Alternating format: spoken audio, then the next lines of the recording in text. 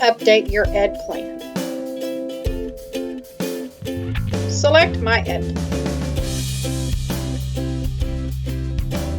If you need to add a new plan, select Add Plan. You will enter a plan name,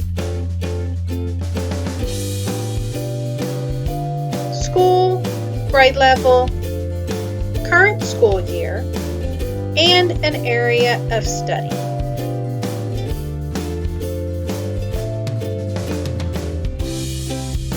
And create a plan.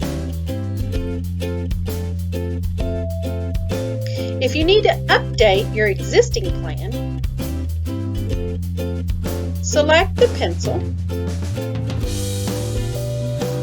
scroll down to your current grade level, and you shall see courses listed. You will add your class schedule. If you need help with this, ask a teacher, school counselor, or parent to assist you. Once you enter your class schedule, you will save.